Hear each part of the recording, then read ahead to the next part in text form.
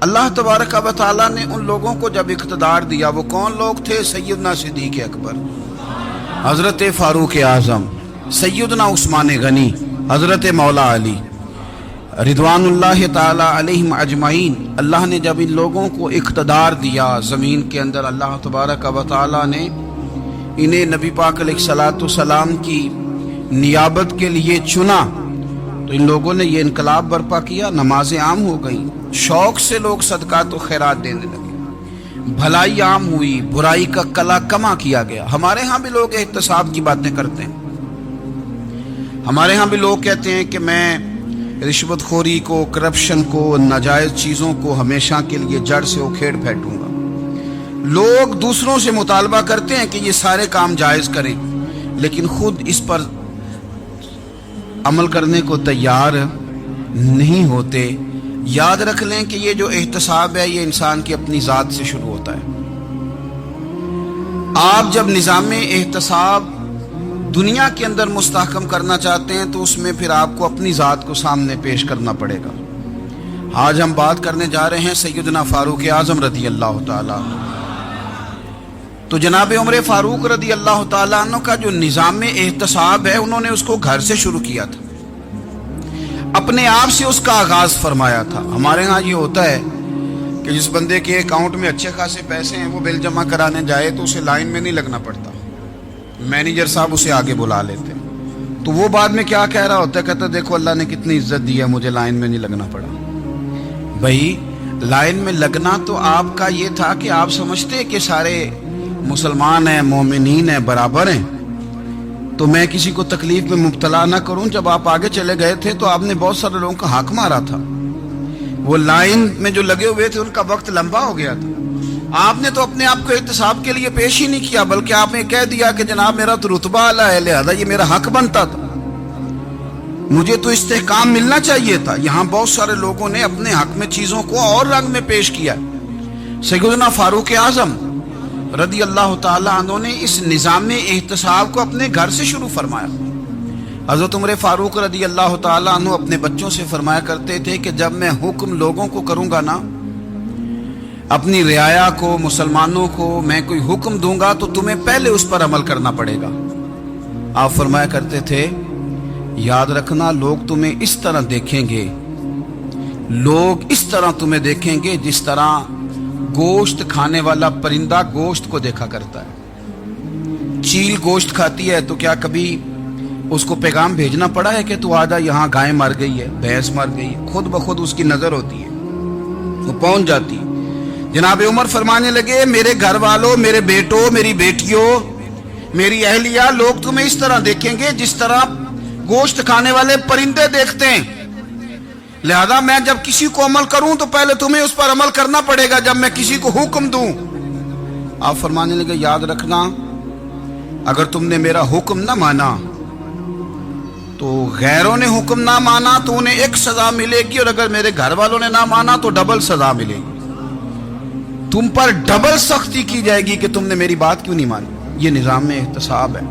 ہم نہ دوسروں کے بچوں کا گلا کاٹ کے اپنے بچوں کی خوشیاں لینا چاہتے ہیں، ہم چاہتے ہیں کہ دوسروں کے بچوں کے حصوں کا مال میرے گھر میں آ جائے، آ جاتا ہے۔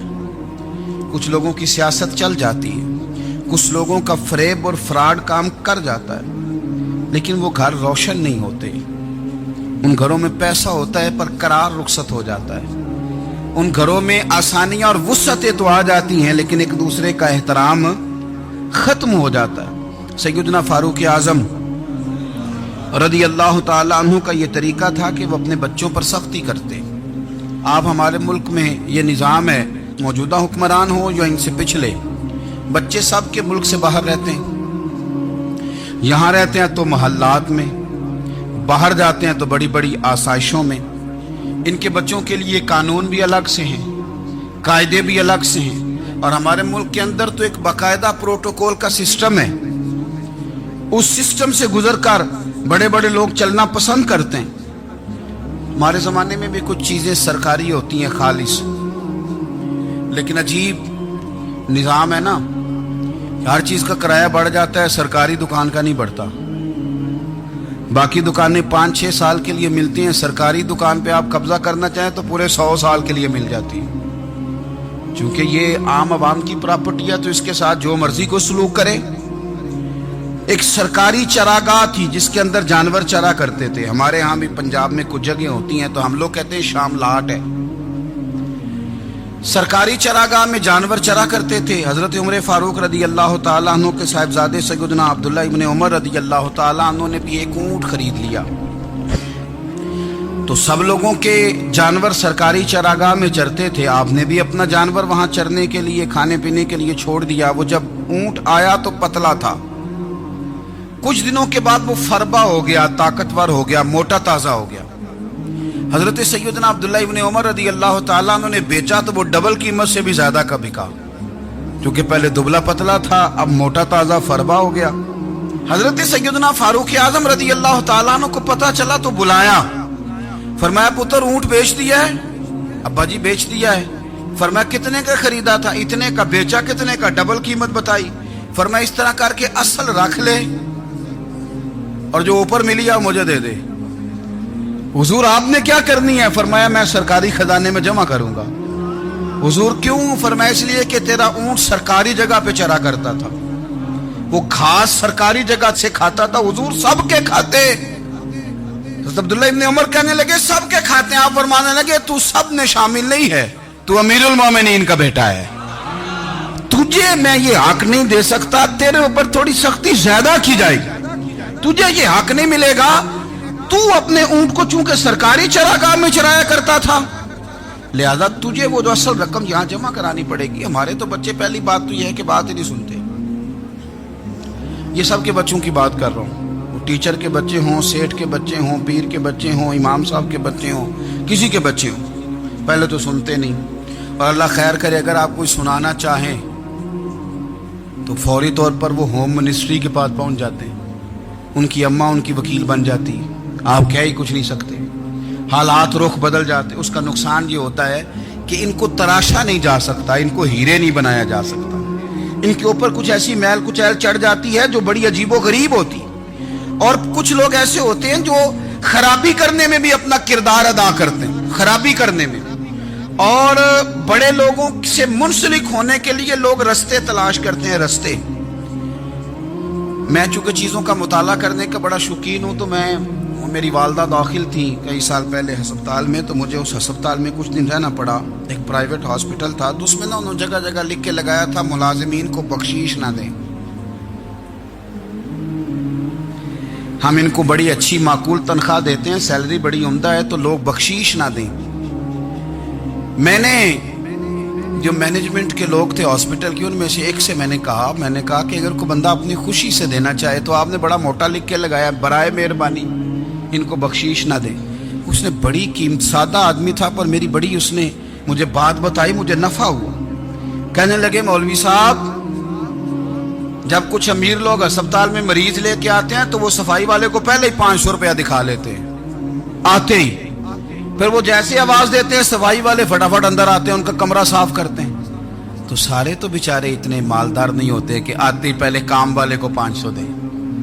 پھر نقصان کیا ہوتا ہے کہ یہ جن کی ذمہ داری ہے بہت ساری ڈیوٹیاں کرنے کی، یہ ڈیوٹی نہیں کرتے، یہ پلٹ پلٹ کے ان کے طرف دیکھتے ہیں جن کے گھر سے سالن صحیح آتا ہے، ادھر ان کی توجہ زیادہ ہو جاتی ہے، جو نوٹ ان کو زیادہ دکھاتے ہیں، جو پھل لے کے آتے ہیں تو آدھا ان کو دیتے ہیں۔ تو ہم یہ کہتے ہیں یہ کام ہی نہ کرو، یہ اپنی تنخواہ پہ کام کریں تاکہ ہر آنے والے کا درد سمجھیں، ہر ایک کو یکساں یہ سروسز فراہم کریں۔ تو ہم یہ کام کرتے ہیں، ہم ایم پی اے کے اور کسی سے ہمارا تعلق نہ بنے تو ہم جناب اس کے ڈرائیور سے ہی تعلق بنا لیتے ہیں، ہم وہ جو آپریٹ کرنے والا ہوتا ہے ٹیلی فون اسی سے بڑا تعلق بناتے ہیں، اس کو مٹھائی کا ڈبہ جلدی پہنچا دیتے ہیں۔ تو اسی طرح سے بڑے لوگوں کی اولادوں کو بگاڑا جاتا ہے۔ حضرت عاصم بن عمر رضی اللہ تعالیٰ عنہ، یہ سیدنا فاروق اعظم کے بیٹے تھے، مصر گئے تو لوگوں کو پتا چلا حضرت عمر کے بیٹے آئے، لوگوں نے تحفے دیے، بڑی بڑی چیزیں آپ کو دی، حضرت عمر کا بیٹا آیا، بڑے گفٹ دیے۔ تو صاحبزادے واپس آئے تو ان کے پاس بڑے تحائف تھے۔ سیدنا عمر فاروق رضی اللہ تعالیٰ عنہ نے دیکھا تو فرمایا ادھر لانا تحفے، کہا بھائی لوگوں نے مجھے دیے ہیں. فرمایا تو نے کیوں بتایا تھا کہ میں امیر المومنین کا بیٹا ہوں؟ کہا حضور ان کو ویسے ہی پتا چل گیا. فرمانے لگے پتر یہ تحفے تمہیں اس لیے ملے ہیں کہ تم امیر کے بیٹے ہو، یہ تحفے تمہارا حق نہیں، چونکہ تمہیں اس کرسی کی وجہ سے ملے ہیں اور یہ کرسی مسلمانوں کی ہے، لہذا یہ حق بھی مسلمانوں کا ہی ہے. یہ لا سارے مال غنیمت میں جمع کیے جائیں گے.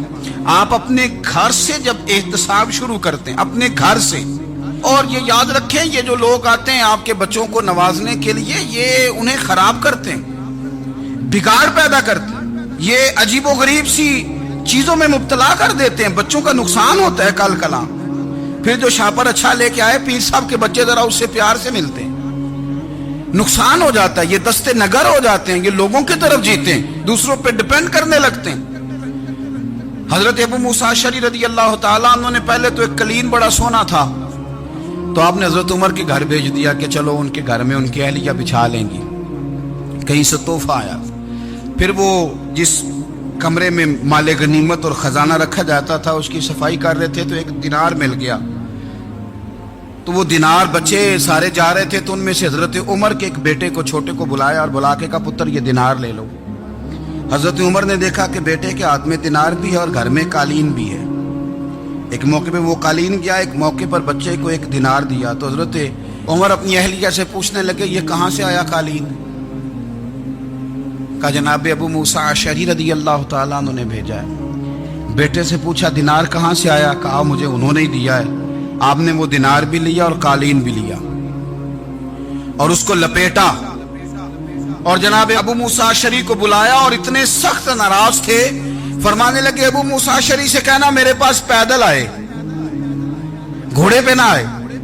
اور جب آئے حضرت ابو موسیٰ اشعری تو جناب عمر اتنے ناراض ہوئے کہ وہ قالین لپیٹ کر تو ان کے سر پہ مار دیا. فرمانے لگے پکڑو اپنا دینار، تمہیں پورے مدینے میں میرے بیٹے کے علاوہ کوئی اور نہیں ملے گا جسے تم خراب کر سکو، میرا پتر ہی ملا تھا بگاڑنے کے. کس نے اجازت دی تم میرے بیٹے کو دینار دو؟ کیوں لائے تم میرے گھر میں قالین؟ حضرت عمر فاروق رضی اللہ تعالیٰ عنہ فرمانے لگے میں زمین پہ سونے کا عادی ہوں، زمین چٹیل بھی ہو تو رب کا بندہ بن کے سوتا ہوں تو اللہ مجھے آرام اور سکون کی نیند عطا فرما دیتا ہے. مجھے تمہارے مخملوں کی اور قالینوں کی ضرورت نہیں ہے. احتساب یہاں سے شروع ہوتا ہے بھائی. یہاں سے ہم نہ اپنے گھر میں بیٹھ کے مایوس باتیں کرتے ہیں اور فلانے کے بچے کہاں پہنچ گئے، فلانے کے بعد بڑا پیسہ آ گیا، میں کچے مکان میں رہوں، میں یہ کروں، دیکھو مجھے نہیں سہولی. یہ تو آپ مایوسی والی باتیں کر رہے ہیں، یہ تو آپ کمزور باتیں کر رہے ہیں. یہ تو اس طرح کی باتیں تو ہارے ہوئے لوگ کرتے ہیں. اس طرح کا لب و لہجہ تو ان لوگوں کا ہوتا ہے جو احساس کمتری کا شکار ہوتے ہیں. یہ آپ نے کس طرح کا لب و لہجہ اور اپنے بچوں کو آپ بھکاری بنا رہے ہیں تاکہ دوسروں کو دیکھیں تو مایوس ہو جائیں.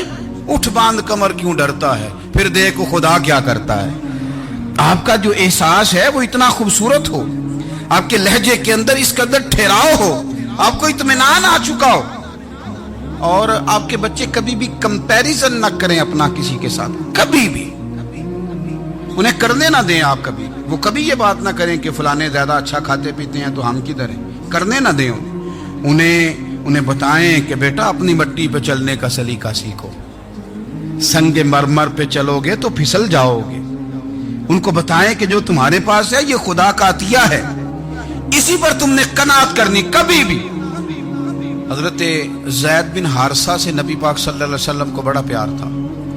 پھر ان کے بیٹے حضور کے غلام زادے حضرت اسامہ بن زید کے ساتھ بھی حضور بڑا پیار کرتے. لیکن یہ تو مسلمہ حقیقت ہے نا کہ عظمت اور شان تو سیدنا فاروق اعظم کی زیادہ ہے. امت کا اتفاق ہے کہ نبیوں کے بعد سب سے بڑا درجہ جناب صدیق اکبر کا، اور پھر اللہ نے مقام عطا کیا حضرت فاروق اعظم کو. یہ بڑے لوگ تھے. ایک دفعہ مال تقسیم ہو رہا تھا تو حضرت عمر رضی اللہ تعالیٰ عنہ نے نا حضرت اسامہ بن زید کو 4000 دینار دیے اور اپنے بیٹے عبداللہ ابن عمر کو 3000 دینار دیے. تو حضرت عبداللہ ابن عمر گھر جا کے کہنے لگے ابا جی اسامہ میں وہ کون سی خوبی ہے جو میرے اندر نہیں، اور اسامہ کے باپ میں وہ کون سی خوبی ہے جو آپ کے اندر نہیں. تو حضرت عمر کی عاجزی دیکھیے हालांकि बिल इत्तेफाक दुनिया जानती है कि जनाब उमर फारूक रदी अल्लाह ताला अन्हु अफजल हैं, फिर भी पता अपने बेटे से क्या कहते हैं, फरमाते हैं ओ सुन यार, वो खिदमत गुजार हैं नबी पाक के, वो भी हुजूर के घर में ड्यूटी करते, नौकरी करते, और इनके बेटे भी हुजूर की नौकरी करते, ये खिदमत गुजार हैं। फरमाने लगे अगर तूने पूछ लिया तो सुन, फिर मेरी तो राय ये है कि तेरे से ज्यादा उसामा बिन जैद हुजूर की नजर में प्यारे हैं, और उसामा का बाप तेरे बाप से ज्यादा नबी पाक का प्यारा है।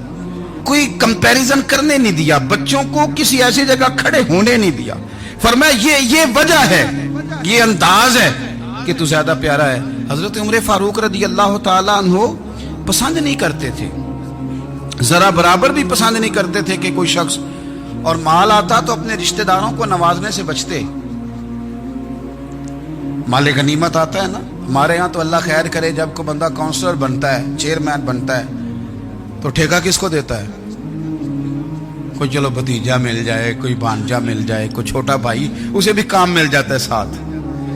नवाजने पे लोग आते हैं तो वो तलाश करते हैं कि कहाँ कहाँ को मेरा है, वो टेंडर ही उनके नाम के पास होते हैं जिनकी तरफ जरा नजरे करम ज्यादा होती। हजरत उमर फारूक माल तकसीम कर रहे थे तो बेटी आगे कहने लगी अब्बा जी रिश्तेदारों का भी हक होता है, आप सबको देते हैं, आपके अपने आपके करीब ही नहीं आते। तो हजरत उमर फारूक ने क्या लफ्ज कहे, क्या हकीकत है, क्या हुसन है। फरमाने लगे पुत्र ये माल तेरे बाप का नहीं मुसलमानों का है, जब तेरे बाप का जाती माल होगा तो अपने रिश्तेदारों को देगा, ये मुसलमानों का माल है, ये उसी हिसाब से तकसीम होगा जो अदल का हिसाब है, जो तराजू ठीक है। फरमाया तू मुझे ये मशवरा ना दे, ये मुसलमानों का माल। यहां से निजाम में इख्तिसाब शुरू होता है, यहां से इंसान आगे बढ़ता है, और फिर कोई तकल्लुफ नहीं किसी पर हजरत उमर का, कोई छोटा है या बड़ा है। हजरत अबू सुफियान रदी अल्लाह ताला अन्हु सरदार रह चुके हैं मक्के के, बड़े आदमी,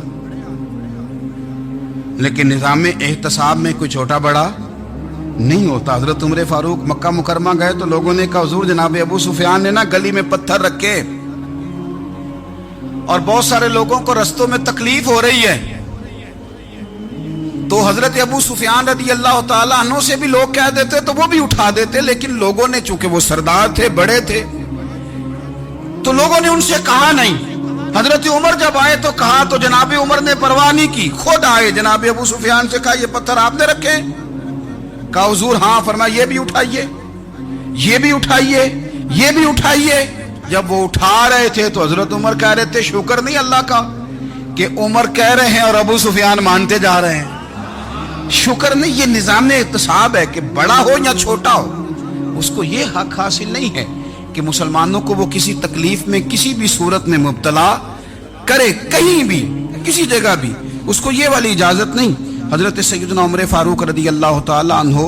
फिर एक और बात थी, मैं कई दफा ये बात कहता हूं और मुझे जाती तौर पर इसका बड़ा तजर्बा है।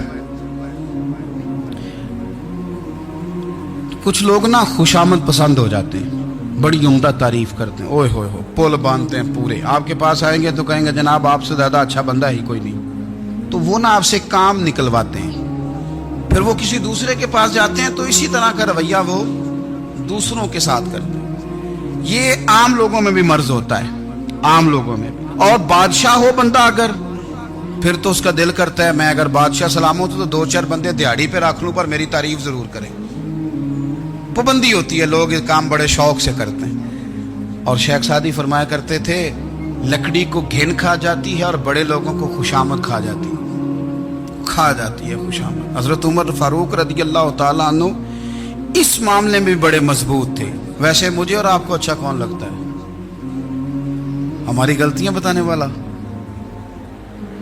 हमारे ऐसा फरमाया करते थे अपने दुश्मनों की बातों पर भी गौर रखो, तुम्हारे दुश्मन तुम्हें निखार देते हैं, तुम्हारे अंदर जो कोताहियां होती हैं वो तुम्हें पता चल जाती हैं कि यहाँ यहाँ यहाँ यहाँ मेरी इस्लाह हो रही, उन पर गौर करो वो क्या कहते हैं। हजरत उमर फारूक की तारीफ की एक बंदे ने, कमाल तारीफ की, वो उसका ख्याल था कि रिजल्ट बड़ा शानदार आएगा। बादशाह की तारीफ होती थी तो फिर थैली जाती थी अशरफियों की, कमाल रिजल्ट आएगा। तो हजरत उमर जब वो पूरी कर चुका ना बात तो फरमाने लगे तू खुद भी हलाक हुआ और मुझे भी हलाक ही कर दिया, خود بھی تباہ ہوا ہے, مجھے بھی تباہ کر دیا. کس طرح کی باتیں کر رہا ہے. ایک بندہ اور آیا اور اس نے آ کے کہا کہ پوری امت میں سب سے افضل ہے فاروق اعظم آپ ہی ہیں. تو حضرت عمر فاروق فرمانے لگے تجھے تیری ماں روئے, ابو بکر تجھ سے بھی افضل تھے, تیرے باپ سے بھی افضل تھے, اور صدیق اکبر مجھ سے بھی افضل ہے اور میرے باپ سے بھی افضل ہے. یہ تو کس طرح کی بات کر رہا ہے. یہاں ہر شے ہضم نہیں ہو جاتی, فوری طور پہ لوگ ڈکار بھی پورا نہیں لیتے. قرآن مجید نے کہا فَلَا تُزَكُّوا أَنفُسَكُمْ هُوَ أَعْلَمُ بِمَنِ اتَّقَى, اپنے منہ سے نہ کہو میں پاک صاف ہوں, اللہ زیادہ بہتر جانتا ہے کہ تم میں سے پرہیزگار کون ہے. اپنے منہ سے تعریفیں کرتے کراتے ہو, یہ مزاج چھوڑ دیں. حضرت عمر رضی اللہ تعالیٰ عنہ پسند نہیں کرتے. ایک آدمی نہ چلتا تھا وہاں تو بڑا متکبرانہ چال کے ساتھ چلتا. حضرت عمر نے دیکھا, یہاں تک احتساب فرماتے تھے, زمین پہ زور زور سے پیر پٹکتا, چال بڑی اس کی متکبرانہ, لوگ بڑے پریشان ہوتے. حضرت عمر نے ایک دن سمجھایا, باز نہیں آیا. اگلے دن پہ درہ نکال لیا, لگائے 4 درے, فرمایا آج کے بعد نہ چلنا اس طرح مدینے میں پیر پٹک پٹک کے. اس وقت تو اسے غصہ لگا, لیکن کچھ دیر کے بعد نا جب غصہ اترا تو حضرت عمر کے پاس آیا, کہنے لگا حضور اللہ آپ کا بھلا کرے, آپ نے درے نہیں مارے, آپ نے تو شیطان بھگا دیا جو میرے ساتھ چمٹا ہوا تھا. چمٹا ہوا شیطان آپ نے مجھ سے بھگا دیا ہے. یاد رکھیں مسند امام احمد بن حنبل میں حدیث ہے, اللہ کے پیارے رسول صلی اللہ علیہ وسلم فرماتے ہیں جو دنیا میں متکبرانہ چال کے ساتھ چلتا ہے نا, قیامت کے دن وہ اللہ سے اس حال میں ملے گا کہ رب اس سے ناراض ہوگا. متکبرانہ چال سے نہیں چلیں گے. تو حضرت فاروق اعظم رضی اللہ تعالیٰ عنہ کا یہ طریقہ تھا کہ آپ خیال کرتے, اور پتہ کس طرح کا آپ کا مزاج تھا. فرماتے تھے تقسیم کرو, دوسروں کا بھی خیال رکھو. جس طرح بندہ دیوانہ وار نہیں لوگوں کا خیال رکھتا کہ بندہ بگڑے کوئی نہ, دیوانہ وار. کچھ لوگ تبلیغ کرتے ہیں رسمی, اور کچھ لوگ ایسے ہوتے ہیں جو لوگوں کی اصلاح میں دیوانے ہو جاتے ہیں. ان کی خواہش ہوتی ہے یہاں بھی بندہ ٹھیک ہو جائے, یہاں بھی بندہ ٹھیک ہو جائے, یہاں بھی بندہ ٹھیک ہو. کچھ لوگ کڑی نگرانی کرتے ہیں کہ انسان بگڑنے نہ پائے. حضرت عمر فاروق رضی اللہ تعالیٰ عنہ نا گوشت والی دکان کے پیچھے جا کے بیٹھ گئے کئی دنوں تک. وہ کہنے لگا حضور یہاں کیا ہے؟ فرمایا تو اپنا کام کرنا. گوشت والی دکان پہ بیٹھے, کام کر اپنا, نگرانی کرنے لگے حضرت عمر. پھر آپ نے نا وہ بندے پکڑ لیے. کون؟ جو 2 دن مسلسل گوشت خریدنے آئے, پکڑ کے کھڑا کر لیا. فرمایا تو کل بھی گوشت لینے آیا تھا؟ حضور ہاں. فرمایا آج پھر کھائے گا؟ حضور جی. تو آپ فرمانے لگے کیا تیرے محلے سے غربت ختم ہو گئی ہے؟ تیرے رشتہ دار سارے پیٹ بھر کے کھاتے ہیں, تو 2 دن گوشت لینے آتا ہے؟ فرمایا آج کے بعد مسلسل گوشت لینے آیا تو درے سے ماروں گا, خبردار یہ کام نہ کرنا. یہاں تک نظام احتساب کا جب خیال رکھا جائے پھر حالات بگڑا نہیں کرتے, پھر وہ قابو میں رہا کرتے. حضرت عمر فاروق رضی اللہ تعالیٰ عنہ اس ترتیب کے ساتھ اصلاح کرتے, اس ترتیب کے ساتھ. سیدنا فاروق اعظم رضی اللہ تعالیٰ عنہ کی ایک بات آخر میں عرض کرنی ہے, وہ میں بھی اپنے اوپر لاگو کروں, آپ بھی غور کریں. حضرت عمر فاروق رضی اللہ تعالیٰ عنہ نے نا خط لکھا حضرت ابو موسیٰ اشعری کو. آپ فرمانے لگے یاد رکھنا جو گورنر, جو امیر اپنے رب کریم کی فرما برداری کرتا رہتا ہے نا, اس کی رعایا بھی اس کی فرما برداری کرتی ہے. اور جو لوگ اپنے رب کریم کی فرما برداری چھوڑ دیتے ہیں, پھر جنہوں نے ان کی فرما برداری کرنی ہوتی ہے وہ ان کی فرما برداری چھوڑ دیتے ہیں. آپ نے سپہ سالاروں کو خط لکھے تھے, فوج کے جو جرنیل تھے, کمانڈو تھے, ان کو خط لکھے تھے. فرمایا جو سپاہی نماز نہیں پڑھتا اسے فوج سے نکال دو, اور ساتھ لکھا تھا یاد رکھو جو رب کا وفادار نہیں وہ ہمارا کیسے ہو سکتا ہے, نکال دو ان لوگوں کو, فوج سے الگ کر دو. ہم آج جو بے پناہ پریشان ہیں, ہمارے بچے بات نہیں مانتے, شاگرد بات نہیں مانتے, ہم شکوے کرتے ہیں, بے ادبی بڑھ گئی. ادب کے ساتھ میں گزارش کروں گا بڑوں کی بارگاہوں میں, جو میری طرح کے بڑے بنے ہوئے ہیں, بزرگوں سے نہیں بات کرتا, ان سے میں کہوں گا کہ ہمیں ایک دفعہ اپنے اوپر بھی تو غور کر لینا چاہیے. کہیں ایسا تو نہیں ہے کہ ہم جب تک اللہ تعالیٰ کے فرما بردار تھے, جب تک ہم تقوی کے معیار پر تھے, ہماری بات ماننے والے ہماری بات مان رہے تھے. کہیں ایسا تو نہیں کہ ہم اس معیار سے ہل گئے ہیں, تو اب جو ہمارے فرما بردار تھے وہاں سے ہل گئے. حضرت عمر رضی اللہ تعالیٰ عنہ فرمایا کرتے تھے کہ لوگوں کو عجب میں مبتلا نہیں ہونا چاہیے، خود پسندی کا جو ماحول ہوتا ہے اس سے لوگوں کو ہمیشہ نکلنا چاہیے۔ حضرت عمر کے ایک صاحبزادے نے کنگھی کر لی، اچھا لباس پہن لیا تو درہ مارا جناب عمر نے، تو آپ کی بیٹی کہنے لگی ابا جی یہ تو بالکل جائز ہے، اچھے کپڑے پہننا، اچھا لباس پہننا اور سر میں کنگھی کر لینا، اس پر درہ کیوں مار دیا؟ تو آپ فرمانے لگے بیٹا یہ خود پسندی میں مبتلا ہونے لگا تھا، یہ اپنے آپ کو بہت بھلا سمجھنے لگا تھا، اس کا خیال تھا کہ میں ہی ہوں، میرے علاوہ کوئی نہیں، یہ اس مقام پہ جا رہا تھا جہاں اس کی تربیت رک جاتی، اس لیے درہ مارا ہے۔ ایک دفعہ حکومتی معاملات کے اندر آپ کی اہلیہ نے مشورہ دینا چاہا، بڑے کام بیویاں نہیں کرتی، بڑے بڑے معاملات میں مداخلت نہیں کرتی۔ ہمارے بر صغیر میں وہ بادشاہ نہیں گزرا کہ جو فیصلہ کرتا تھا تو کرسی پہ بیٹھ جاتا تھا اور پردے کے پیچھے اس کی بیوی بیٹھ جاتی تھی، اور جب وہ فیصلہ سنانے لگتا تو یوں گردن پیچھے کرتا اور اہلیہ جو کہتی وہ فیصلہ سنا دیتا۔ لیکن ایک دفعہ خاتون نے ایک آدمی کو حضرت عمر نے معزول کیا تو آپ کی اہلیہ نے، اس آدمی کی اہلیہ حضرت عمر کی اہلیہ سے ملی ہوں گی، تو خاتون نے ذرا سفارش کرنی چاہی، تو جناب عمر فاروق رضی اللہ تعالیٰ عنہ کے ہاتھ میں عصا تھا، ڈنڈا تھا، 2-3 دفعہ زمین پہ مارا، فرمایا تمہیں کس نے اجازت دی ہے حکومتی معاملات میں مشورہ دینے کی؟ یہ مشورہ مولا علی دیں گے یا عثمان غنی دیں گے؟ آپ کو کس نے اجازت دی؟ وہ حکومتی معاملات، وہ مسلمانوں کا اجتماعی معاملہ، وہ مسلمان دیکھیں گے، آپ کو اس میں آنے کی اجازت نہیں ہے۔ جو آپ کی ذمہ داریاں ہیں، آپ کے حقوق ہیں، ان پر آپ بات کریں۔ تو بھائی نظام میں احتساب اپنی ذات سے شروع کریں۔ ہماری اولادیں، ہمارے بچے، وہ باہر سے انہوں نے زیادہ اثر نہیں لیا، ہم نے انہیں بتایا ہے کہ ہم بڑے غریب ہیں، ہم بڑے مجبور ہیں، ہم تو بڑے کمزور ہیں، ہماری تو سنتا کوئی نہیں، یہ تو امیروں کا ملک ہے، اس میں تو فلانے کو اہمیت حاصل ہے۔ ان باتوں نے ہمارے بچوں کو کمزور کیا ہے، ان باتوں نے ہمارے بچوں کے دلوں میں احساس کمزوری پیدا کیا ہے۔ آپ ان کو جینا سکھائیں، آپ ان لوگوں کو بتلائیں کہ رب کریم نے جو تمہارے لیے بہتر سمجھا وہ تمہیں اپنے فضل سے بڑا عطا فرمایا ہے۔ آپ ان کو ان کے مقام پر رہ کر خوددار اور قناعت پسند ہونا سکھائیں، آپ یقین کریں گھر امن والا بن جائے گا۔ بچے اگر بھنا ہوا گوشت کھا رہے ہوں اور پھر بھی لاڑی رہے ہوں کہ مسالہ میری مرضی کا نہیں، سٹائل میری مرضی کا نہیں، ٹیسٹ میری مرضی کا نہیں، یہ والا گوشت میں نے نہیں کھانا، یہ اس طرح کر کے بھنا ہوتا تو پھر میں نے کھانا تھا، وہ زیادہ خوفناک صورتحال ہو جاتی ہے۔ لیکن اگر ابا جی، اماں جی، گھر والے کھیتوں میں کام کر رہے ہوں اور بچے اچار کے ساتھ روٹی لے کے جائیں اور بننے پہ بیٹھ کے، پھٹے پہ بیٹھ کے وہ پھر کھانا شروع کریں، اور جب وہ اچار آئے اور وہ ایک دوسرے کو کہیں کہ آج تو 2 کلے ہو گئے میرے کام کے، اس دفعہ تو دیکھنا ہماری فصل کتنی شاندار ہوگی، ایک دوسرے کو دیکھ دیکھ کے وہ ہنسیں اور مسکرائیں اور ان کی باتوں میں لذت ہو، اور پھر وہ کہیں کہ آم بڑے اچھے مل گئے تھے، دیکھو اچار کتنا سونا آ گیا ہے، دیکھو یہ کس قدر زیادہ اچھا ٹیسٹ ہے، تیل بھی بڑا اچھا ہے، گل بھی بڑے وقت پہ گیا ہے۔ آپ یقین کریں یوں لگتا ہے کہ کائنات کی سب سے بہترین روٹی یہ لوگ کھا رہے ہیں۔ یہ سوچ حضرت عمر نے ہمیں دی ہے، یہ فکر جناب عمر نے ہم تک پہنچائی ہے۔ اللہ ہمیں سمجھنے کی توفیق عطا فرمائے۔ آخر دعوایا ان الحمدللہ رب العالمین۔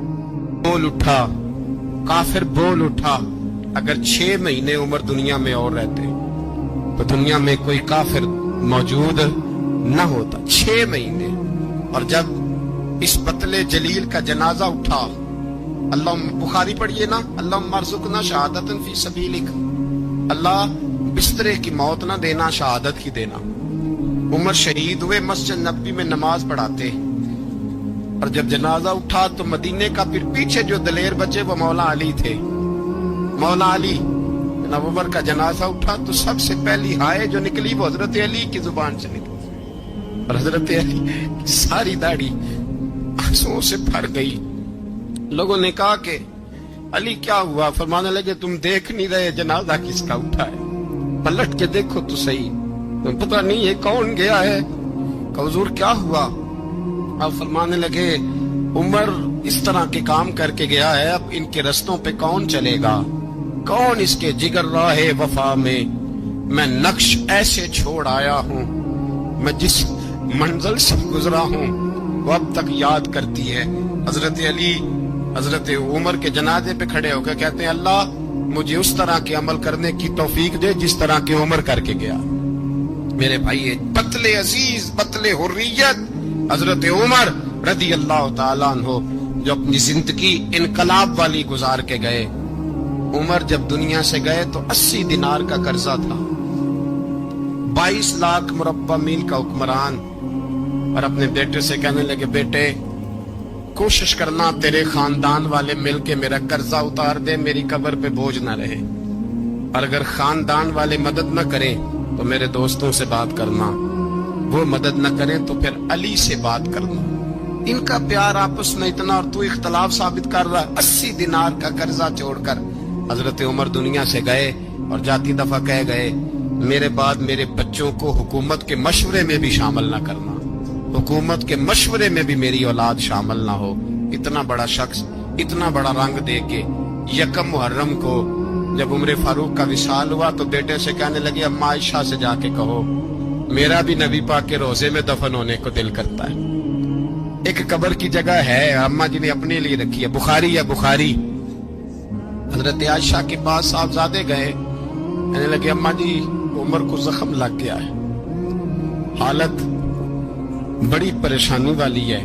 وہ کہتے ہیں اگر اماں اجازت دے، سید عائشہ رو پڑی، فرمانے لگی کہ وہ اپنی قبر کی جگہ تو نہیں نہ کسی کو دیتا، پر عمر نے کمال ہی بڑا کیا، اسے کہو جاؤ گنبد خضرا میں قیامت تک جو مصطفیٰ پہ اور ابو بکر پہ سلام پڑے گا وہ تجھ پہ بھی سلام پڑھ کے جائے گا، جاؤ میں نے جگہ دی۔ اعلیٰ حضرت فاضل بریلوی رحمت اللہ علیہ فرماتے ہیں وہ عمر جس کے آداب شیدہ شکر، اس خدا دوست حضرت پہ لاکھوں سلام، اس خدا دوست حضرت پہ۔ آپ یقین کریں ممبر پہ بیٹھا ہوں، حضرت عمر کا جب نام لیتا ہوں تو میرے وجود کے رونگٹے کھڑے ہو جاتے ہیں۔ حضرت عمر کی زندگی جب پڑھتا ہوں تو لگتا ہے خدایا ایسے شخص بھی دنیا میں آئے کہ حضرت عمر رضی اللہ تعالیٰ عنہ کا آج یوم شہادت ہے۔ میرا تو دل کرتا تھا کہ فجر سے باتیں شروع ہوں اور سارا دن ہی عمر کی باتیں ہوتی رہیں، سارا دن جناب عمر کی باتیں، سارا دن، اس لیے کہ ذکر جناب عمر کا ہوگا پر راضی اللہ کے رسول ہوں گے۔ میرے رسول پاک علیہ السلام سب کے لیے دعا مانگتے ہیں نا، حضور کی دعا عام ہے، لیکن مصطفیٰ کریم نے کعبے کا غلاف تھام لیا اور غلاف کعبہ کو حضور نے سینے سے لپٹایا اور سینے سے چمٹا کے کہا اللہ میں نے تو کبھی سوال ہی زیادہ نہیں کیے، میں کرنے آیا ہوں، مجھے عمر دے دے، عمر دے دے۔ حضور نے مانگ کے لیا، اور پھر جب جس کو حضور مانگے اللہ سے، حضرت عوف بن مالک اشجعی ایک صحابی ہیں، حضرت عوف بن مالک رضی اللہ تعالیٰ عنہ فرماتے ہیں کہ جناب ابو بکر صدیق کا زمانہ تھا تو میں نے خواب دیکھا، میں نے خواب میں جناب عمر کو دیکھا، اور میں نے دیکھا کہ کوئی کہنے والا کہہ رہا ہے کہ عمر وہ ہے کہ اللہ کے رستے میں کوئی اسے جتنا مرضی برا بھلا کہے یہ پرواہ نہیں کرتا۔ کس کے رستے میں؟ بولے سارے۔ اس کا مطلب ہے اللہ کے رستے میں لوگ برا بھلا بھی، قرآن مجید نے کہا وَلَا يَخَافُونَ لَوْمَةَ لَائِمٍ، کچھ لوگ ایسے ہیں جو برا بھلا کہنے والوں کی لوگ پرواہ نہیں کرتے۔ اور دوسری بات میں نے یہ دیکھی کہ عمر خلیفہ بنے گا، اور تیسری بات میں نے خواب میں یہ دیکھی کہ عمر شہید بھی کیا جائے گا، عمر شہید بھی ہوگا۔ یہ میں نے 3 باتیں خواب میں دیکھی۔ فرماتے ہیں میں نے آ کے خواب حضرت ابو بکر صدیق کو سنائی، وہ خلیفہ تھے، وہ کہنے لگے ٹھہر جا میں عمر کو بلاتا ہوں، اس کے سامنے دوبارہ سنانا، اس کے سامنے۔ فرماتے ہیں میں نے بلایا حضرت عمر فاروق کو، آ کے بیٹھے، خواب شروع ہوا۔ کا ایک بات تو میں نے یہ دیکھی کہ آپ ملامت کرنے والے کی پرواہ نہیں کرتے، دوسرا آپ خلیفہ بنے گے۔ جناب عمر کہنے لگے چپ کر، ابو بکر کے سامنے ہی کہہ رہا ہے، چپ کر، خلیفہ کے سامنے ہی کہہ رہا ہے۔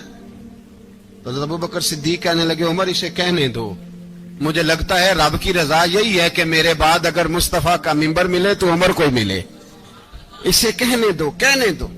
حضرت عمر رضی اللہ تعالیٰ عنہ کو تیسری بات کہی، حضرت عوف بن مالک نے کہا آپ شہید کیے جائیں گے، میں نے خواب دیکھی ہے۔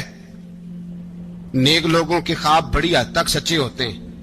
کہا میں نے خواب دیکھی ہے. تو حضرت عمر کہنے لگے شہید تو دلیر لوگ ہوتے ہیں, شہید تو دلیر, جسے سارا زمانہ دلیر کہہ رہا ہے وہ اپنے بارے میں کیا کہہ رہا ہے؟ کہتے ہیں شہید تو دلیر, میں تو کاہل سا آدمی ہوں, سست آدمی ہوں, میں تو اتنا کام ہی نہیں کرتا. تو یہ خواب تو نے جو ٹھیک ہے دیکھا ہے نا, پھر سے دیکھنا. تو ابو بکر صدیق فرمانے لگے عاجزی نہ کر, انکساری نہ کر, تو جو کہہ رہا ہے ٹھیک کہہ رہا ہے, لیکن مجھے سن کے شکر بھی ہوا ہے اور افسوس بھی ہوا ہے. افسوس اس بات کا کہ تیرے جیسا بطل عظیم چلا جائے گا, اور شکر اس بات کا کہ رب تجھے زندگی بھی اعزاز والی دے گا, اور شہادت کی موت دے کے اللہ تجھے موت بھی عزت والی عطا فرمائے گا. اللہ موت بھی تجھے عزت والی دے گا, تجھے کاہلوں جیسی موت اللہ. حضرت فاروق اعظم رضی اللہ, او بھائی یہاں تو اس زمانے کا سب سے بڑا مسئلہ پروٹوکول ہے. ہم چھوٹے طبقے سے لے کر بڑے سارے پروٹوکول کے قائل ہیں, پر حضرت عمر رضی اللہ تعالی, حضرت عمر کی سادگی اور پھر جناب عمر کی عاجزی, جب انسان اپنے اوپر سوار کر لیتا ہے نا, سوار کر لیتا ہے, میں بدکار پرانا خادم, کسے در ملی نٹ ہوئی, تے واصف یار نے نظر جو کی تھی تے واصف ہی. میں اکثر سوچتا ہوں حضور نے جہاں بھی کہا نا, فرمایا میرے بعد نبی ہوتے تو خطاب کے بیٹے عمر ہوتے. حضور نے فرمایا عمر جس رستے سے جاتا ہے شیطان وہ رستہ بدل جاتا ہے. نبی پاک صلی اللہ علیہ وسلم نے فرمایا میرا عمر وہ ہے کہ اس کی زبان پر حق جاری ہے. حضور علیہ الصلوۃ والسلام نے فرمایا 950 سال حضرت جبریل میرے عمر کی شان بیان کریں تو ان کی عظمت ختم نہیں ہوتی. 950 سال جبریل عظمت بیان کرے تو ختم نہیں ہوتی. یہ بات ہے حضرت عمر کی, اور فرمایا عمر ابو بکر کی نیکیوں میں سے ایک نیکی ہے. یہ شان ہے عمر فاروق رضی اللہ تعالیٰ عنہ کی. حضور نے فرمایا میرے بعد نبی ہوتے تو عمر ہوتے, جس گلی سے عمر آئے شیطان رستہ بدل جائے. میرے عمر فاروق کی شان 950 سال بیان ہو تو ختم نہ ہو. عمر کی زبان پر اللہ حق بیان کرتا ہے, جو عمر کہتا ہے وہی رب کر دیتا ہے. حضور ساری زندگی فضیلتیں بیان کرتے رہے, عمر جواب میں کیا کہتے ہیں؟ کوئی بتائے نا کہ یہ والی حدیثیں کبھی عمر نے بھی روایت کی ہوں کہ حضور نے میرے بارے میں یہ کہا ہے. یہ روایتیں وہ روایت نہیں کرتے. ان سے جب لوگ کہتے عمر تیری بڑی بات ہے تو عمر رو پڑتے, کہتے میں تو اونٹ چرانے والے باپ کا بیٹا ہوں, میں تو اونٹ چرانے والے باپ کا بیٹا, اونٹ چرا. اس سے آگے عمر گئے ہی نہیں ساری زندگی, اس سے آگے لفظ ہی نہیں ادا کی. اور میں تو بھائی اونٹ چرانے والا, میرا باپ تو اونٹ چرایا کرتا تھا, 10 اونٹ تھے, میری ڈیوٹی ہوتی تھی, سنبھالے نہیں جاتے تھے, ابا ڈنڈوں سے مارتا تھا. ساری زندگی عمر حج کرنے گئے, ایک خشک تنا کھجور کا عمر فاروق رضی اللہ تعالیٰ عنہ نے اس کو اپنے کلاوے میں لیا, رونے لگے. لوگوں نے کہا عمر کیا ہوا؟ فرمانے لگے یہاں میں اونٹ چرایا کرتا تھا, یہاں میں اونٹ چراتا تھا, 10 اونٹ سنبھالے نہیں جاتے تھے. دیکھو رسول اللہ کی شان, آج ساری امت چلانے کا طریقہ عطا فرما دیا ہے. ساری نظریے سے پیار. یار پیسہ کس کو برا لگتا ہے؟ سارے صحابہ مل کے آئے, کہنے لگے عمر فاروق سے کہنا ہے نبی پاک کے زمانے میں تو ظاہراً غربت تھی, ابو بکر کے دور میں بھی غربت تھی, اب تو بڑا محال ہے. عمر سے سفارش کرو کہ عمر نیا کرتا پہنا کرے. ملکوں کے سفیر آتے, عمر وہی پھٹی پرانی چادر اوڑھ کے اور وہی کئی جگہ پہ پیوند لگے سوٹ پہن کے سفیروں کے سامنے بیٹھ جاتا ہے. عمر کو مشورہ دو, طے ہو گئی بات. سب نے جب مشورہ دے لیا تو سارے کہنے لگے یہ بتاؤ شیر کی مونچھ کو ہاتھ کون لگائے گا؟ کہنا کس نے ہے؟ بندہ بھی تو ڈھونڈو نا. نے کہا جناب میرا یہ خیال ہے کہ مولا علی شیر خدا کہیں گے, کیونکہ جس شخص کی عمر کو سب سے زیادہ حیا کرتے دیکھا وہ شیر خدا مولا علی ہے رضی اللہ تعالی. علی کہیں گے اس لیے کہ جناب علی تو کئی دفعہ جب گفتگو کرتے تھے تو حضرت عمر چپ کر جاتے تھے اور فرماتے تھے علی نہ ہوتا تو میں ہلاک ہو جاتا. تو کہا علی سے کہو. جناب علی شیر خدا کو بلایا, کس کام کے لیے جی؟ اللہ اکبر. یہ ذرا آپ نے اس دور پہ اس بات کو ذرا لاکا جناب ان سے کہیں کہ زیادہ نہیں, ایک کرتا نیا پہن لے. سفیر آتے ہیں, وزیر آتے ہیں تو ایک کرتا نیا پہن لے, حضرت علی کو بلایا, آپ فرمانے لگے کوئی اور بات ہوتی تو میں کہہ دیتا, یہ والی میں نہیں کہہ سکتا. کوئی اور ہوتی تو میں عمر کو کئی دفعہ کہہ دیتا ہوں, جلال میں بھی تو سن, یہ والی میں نہیں کہہ سکتا. میں تمہیں ایک مشورہ دیتا ہوں. کہ وہ کیا؟ کہنے لگے سیدہ عائشہ صدیقہ سے کہو, وہ مومنوں کی ماں ہیں, عمر ٹالے گا نہیں. اماں جی سے جا کے کہا اماں جی نیا کرتا عمر سے کہیں پہن لیں, وزیر آتے ہیں بڑے بڑے لوگ, تو چلو کوئی حرج نہیں. اللہ تعالیٰ نے ارشاد فرمایا کہ الذی خلق الموت والحیات لیبلوکم ایکم احسن عملا. فرمایا ہم نے موت اور حیات کو اس لیے پیدا کیا ہے تاکہ پتہ چلے تم میں اچھے کام کون کرتا ہے, بہترین عمل کون کرتا ہے, سوسائٹی میں معاشرے میں اچھا کردار کون چھوڑ کے جاتا ہے. یہاں سے جو لوگ سعودی عرب جاتے ہیں ان کا والد قرض اٹھا کے پلاٹ بیچ کے, یا ماں زیور بیچتی ہے, مجبوری ہے چلو وہاں جائے گا کوئی کاروبار کر لے گا. لیکن بندہ یہاں سے اتنی مجبوری کے بعد وہاں جائے اور وہاں جا کے وہ بالکل فارغ بیٹھا رہے, تو اس کو ہر آدمی سمجھاتا ہے, اور کچھ لوگ اسے سخت جملوں سے بھی نوازتے ہیں. کہتے ہیں یار اتنی مشکل سے تیرے باپ نے بھیجا ہے, اتنی آرزوؤں کے بعد تیری ماں نے تیرے لیے بندوبست کیا ہے اور تو یہاں فارغ پھر رہا ہے. آپ نے دیکھا ہوگا کہ جو لوگ اسکول کالج میں پڑھتے ہیں اور ماں باپ غریب ہوتے ہیں تو ان کے اساتذہ جب انہیں سمجھاتے ہیں تو ساتھ یہ بھی کہتے ہیں کہ یار دیکھ تیرا ابا کتنی مشکل سے تیرے خرچ پورے کرتا ہے. اگر کوئی شخص بھی کسی بھی مقام پہ کوئی ذمہ داری اسے دی جائے اور وہ اپنی ڈیوٹی ٹھیک نہ کرے, مقصد پورا نہ کرے, تو لوگ اس سے خوش نہیں ہوتے, لوگ اس کے لیے اچھے جذبات نہیں رکھتے. کہتے تو اپنا مقصد نہیں پورا, میں یہاں آیا ہوں آپ کو اللہ رسول کی بات بتانے, آپ نے اچھا گمان کر کے مجھے دعوت دے لی کہ شاید یہ ہمیں صحیح طرح سمجھا سکتا ہے. اب میں یہاں آ کے آپ کو اللہ رسول کی بات بتاؤں ہی کوئی نہ, تو آپ کہیں گے میاں آپ کو تو بلایا تھا کہ آپ ہمیں کوئی سمجھا دیں, کوئی نصیحت کر دیں, تو آپ تو ادھر ادھر کی ہانک کے چلے گئے. قبول نہیں کریں گے لوگ. مقصد کو سمجھنا چاہیے. رزق ضرور کمائیں, بڑی اچھی بات ہے, نکاح, بچے, گھر, برادری, قبیلہ, یہ ساری چیزیں ضمن ہیں, ذیل ہیں. اصل کیا ہے؟ ایکم احسن عملا. مقصد تمہارا یہ ہے کہ پتہ چلے تم میں بہترین عمل کون کرتا ہے. اپنے بچوں کے لیے دوڑ دھوپ کرنا یا مال دولت جمع کرنا یا جناب آسائشیں اکٹھی کرنا, یہ تو غیر مسلم بھی کر رہا ہے. میں اکثر کہتا ہوں کہ یہ دیندار طبقہ ہے, میری طرح کے لوگ ہیں. تو ایک بندہ 6 گھنٹے کا سفر طے کر کے آیا ہے, اس نے اسے دیندار سمجھا ہے, نیک آدمی سمجھا, جب ہی آیا نا کتنا بڑا اس نے اسے مقام دیا ہے کہ اسے حضور سید عالم علیہ السلام کے دین کا نمائندہ سمجھا ہے. یہ خطیب صاحب ہیں, یہ استاد صاحب ہیں, امام صاحب ہیں, پیر صاحب ہیں, کتنا بڑا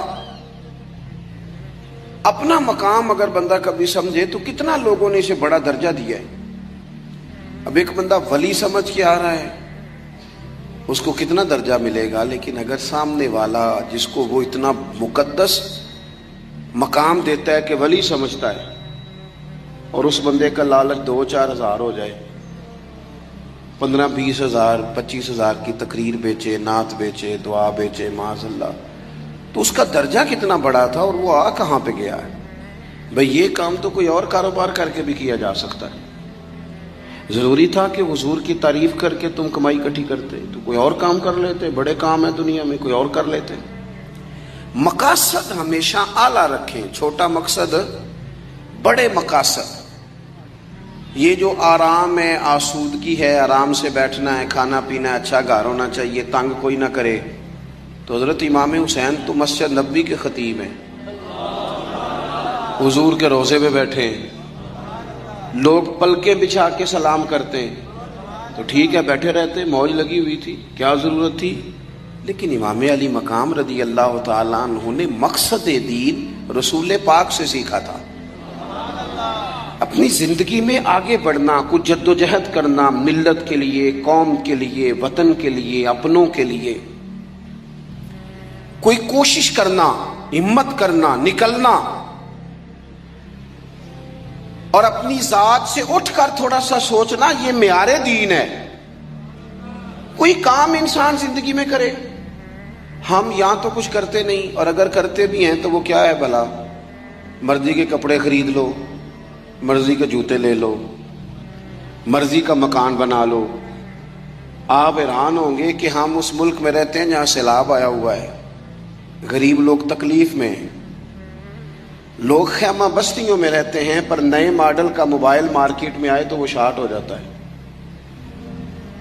ایک طرف لوگوں کو رہنے کو جگہ نہیں، کھانے کو روٹی نہیں، اور دوسری طرف حال یہ ہے کہ لوگ کہہ رہے ہیں جناب گاڑی ہمیں پہلے چاہیے، گاڑی بک کرائیے، وہ پہلے مل جائے، 2-4 لاکھ زیادہ دینا پڑے تو ہم دے دیں گے۔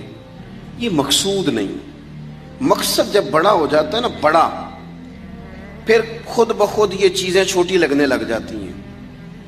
یہ جتنی دوڑ دھوپ ذاتی زندگی کے لیے یہ چھوٹی لگنے لگ جاتی ہیں۔